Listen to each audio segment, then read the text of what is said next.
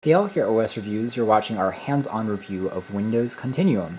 So as the saying goes, better late than never, we are taking a look at this feature finally because we got our hands on a Windows 10 mobile power device by form of the Alcatel Idol 4S. So believe it or not, everything that you're seeing right here in front of you is powered by a phone. It's powered by a Windows phone, and when you connect it to a monitor or to any type of display using HDMI, by converting the USB Type-C ports to a display port, you have the ability to transform it into kind of this pseudo desktop. Now, although it looks convincingly like a full Windows 10 experience, it actually isn't the full version.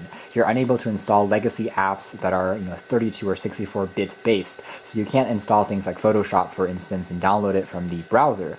However, what you do have is a much more comfortable desktop-like experience if you are browsing the web that gives you a full desktop-class Edge browser, as well as a few apps and utilities that Microsoft has basically ported over to simulate the experience of working on a real Windows 10 computer. So that is the exciting part. So if you're someone who doesn't need to use a lot of, let's say, third-party programs, all you need to use is the standard productivity tools like Word, Excel, PowerPoint, browsing the web, accessing email, things like that. The idea is that all you need is to carry around your phone, and when you get to work, you plug it into your monitor and your phone becomes your computer. That is a very powerful vision, and one that hopefully we'll get to someday in the near future. So let's take a closer look at Microsoft's implementation. The interesting thing about Continuum is you can work either with a wired dock like we have right now by plugging into HDMI. It can also work wirelessly with certain Miracast enabled dongles, although there's a little bit more of latency lag if you choose the wireless option.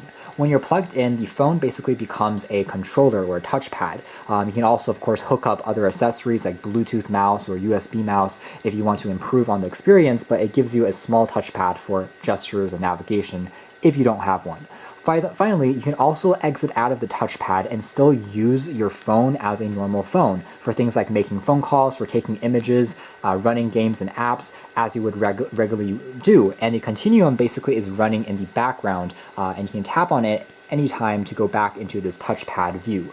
So basically Continuum is just running as a secondary processor in the phone's RAM, which enables both multitasking as well as a transition that's smooth when you unplug it from the monitor, and then when you plug it back in, it will still remember all the apps that you had open in Continuum and put you back right where you left off. Now the downside is that there is a bit of a abrupt kind of difference between the mobile side of the phone where you're accessing it as just a smartphone and Continuum, because if you open up a page on Edge through the phone and then you hook it up to the monitor, it's not necessarily going to push that page also over to Continuum. You may have to open it up again through the browser and refine that page. So it's not a seamless bridge between the two sides. It's really just almost two separate operating systems, if you want to think of it like that, running on the same device and sharing some of the resources.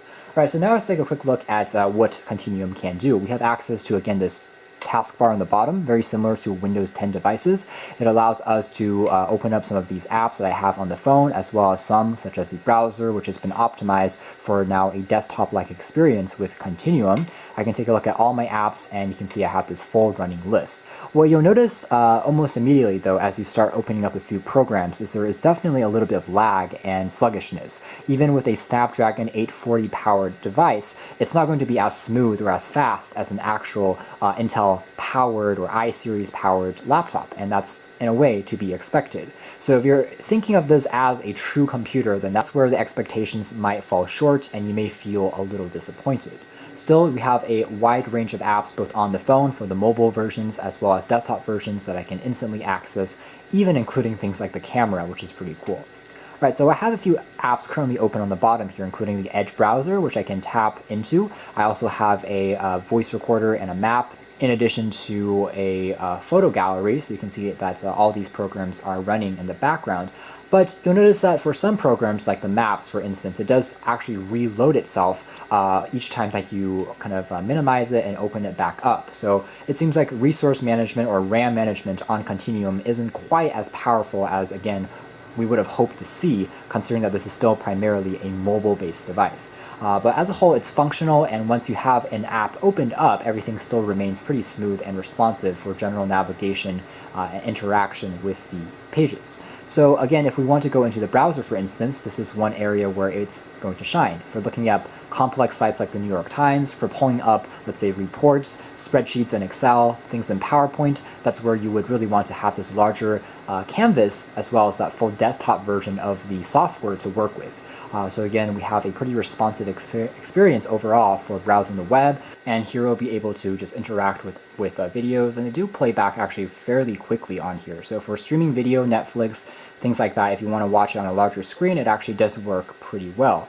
And for the most part, it still gives me access to the quick commands I'm used to, such as copy and pasting, dragging it around text, which can be quite useful, again, if you are using it for productivity purposes. So going back into some of these apps here, for instance, if we do open up something like Excel or PowerPoint, and then just plug it into your company's television, something like that, in a conference room just for a quick presentation, that would be, again, one of the benefits of using Continuum. So you can sign into your Microsoft account and have access to all your files that you've saved and synced to the cloud through things like Outlook and their other services. Same thing goes with their Excel use. You can also tell that it works pretty well. Again, a split second longer to transition back and forth between some of these programs compared to their true desktop counterparts. On the bottom bar, you also have access to Cortana, so you can still access it and search by voice for the smart AI assistant to ask it questions, for it to set appointments through Outlook, things like that. I can tap on the side here to bring up this menu for shortcuts, notifications, and toggling on and off things like Wi-Fi, GPS, Bluetooth. So again, a very familiar layout. Here's what these settings looks like. Again, very similar to what you'll find on an actual Windows computer. We also have a slightly different layout than what you'll find on the phone. A lot of the fonts are carried over and already look like this on the device, but now we have some split screens, which takes advantage of a larger display by giving us some additional menu information on the side. And there's also the multitasking key, which is very familiar to, again, if you've used a previous version of Windows. You can close out of apps one by one, for instance. I can, of course, also close them up directly on the taskbar in the bottom there if I wanted to, but it gives you a bit more flexibility to use like a real desktop computer if you've, again, become familiar with other Windows products through the years. So that's more or less our hands-on look at Windows Continuum. Overall, I would say it's a great concept, and indeed it seems like something that will be the future of computing as smartphones become more and more processor. I would say that Continuum at the moment is probably still not quite there yet, just because the processing power still seems to be a little bit restricted. However, I'm still glad to see something like this exist, and it serves as another competitor and reference point to something like Ubuntu's Unity, which we also saw on their Ubuntu mobile OS about a year ago. You can also connect that to a monitor. It becomes a full Ubuntu kind of computer. We saw that even with the very early Motorola Atrix 4G, where you can connect it to a lap dock and it transforms into kind of a pseudo computer. So a lot of these concepts have been playing themselves out, and now one of the only competitors left would be Samsung and their DeX dock that transforms the S8 and the S9 into kind of this desktop version of Android. But we'll have to wait for at least a few years to see whether all those dreams can become a reality. So thanks for watching this hands-on, closer dive at Windows Continuum here at OS Reviews.